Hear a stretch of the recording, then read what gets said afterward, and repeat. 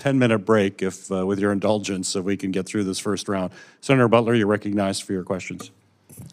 Thank you, Mr. Chair, and thank you to you and the ranking member for the hearing today. Thank you, Secretary Mayorkas, for joining. It's interesting, the nature of my colleagues' energy and attention when that same energy and attention seemed to lapse when there was an opportunity to do something to provide the kinds of supports, resources, and technologies that were requested, negotiated in a bipartisan way. And so I find that energy just interesting. Nothing for you to respond to, just a note for myself. I do appreciate that this is a hearing about the resources that you need and the authorities required to execute such an expansive role that you are performing on behalf of the United States of America. Let me just, one, appreciate your work and your team's work relative to last week's announcement in the applications and the competitive grant process for shelter services at our borders. I was recently in San Diego and our San Diego ports of entry talking with the incredible men and women who are doing this work every single day, who don't get enough credit for the difficulty and challenges that they are facing. And your office and your team worked with us to make sure that application and grant process was competitive. And so I just wanted to appreciate you for some of the work that you're doing in the context of the request of the president's budget and the work that your team is doing relative to SSP. It seems as if there's a little bit of a disconnect that I wanted to ask you to talk to me about. FEMA requested $130 million for SSP in FY25, yet Homeland Security has acknowledged that the demand already exceeds the $650 million that has been appropriated in fiscal year 24. Why is the SSP budget request so low compared to previous years? Senator, thank you for recognizing the extraordinary work of the men and women of the Department of Homeland Security.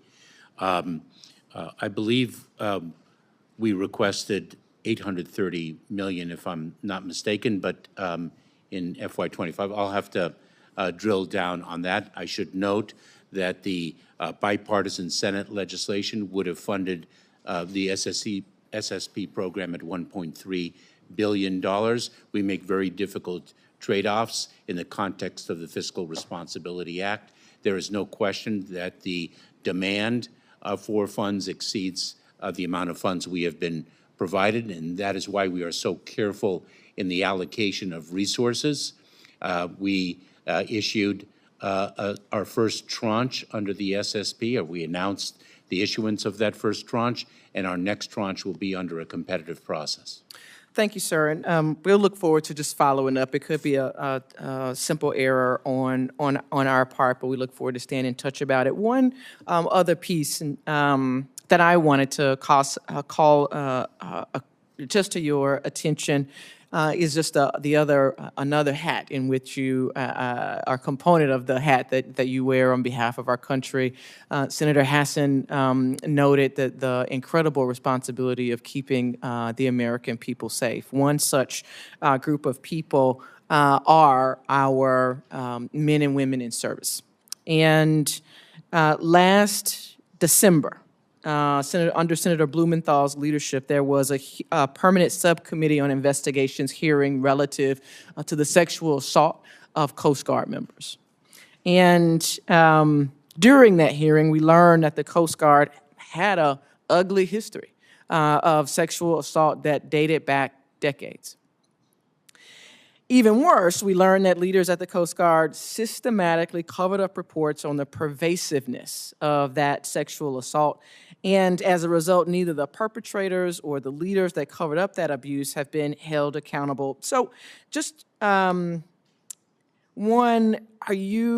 are there suggestions, requests that are being made in your budget for authorities or resources to continue to hold these perpetrators accountable and to support those young women in the Coast Guard who are doing, young women and men who have experienced such assault. How have you taken this on, and what are next steps that you are anticipating? Senator, thank you for your question. First, the fundamental point that it is a fundamental value of our department and the U.S. Coast Guard specifically that everyone feels safe in the workplace, and that individuals who make others feel unsafe need to be held accountable. That is a fundamental principle, a fundamental value. I can assure you that the Commandant of the United States Coast Guard is fully focused on making sure that individuals are held accountable, that everyone feels safe in the workplace, and that the Coast Guard of tomorrow is better than the Coast Guard of yesterday. I have complete confidence in Commandant Fagan. She and I have met a number of times, and the United States Coast Guard is working in coordination with the department's Inspector General to ensure accountability where it is due. Thank you. I'll yield back, Mr. Chair. Thank you, Senator. I'm going to recognize Senator Ossoff for his questions. Then we're going to take a 10-minute break. Senator Blumenthal will be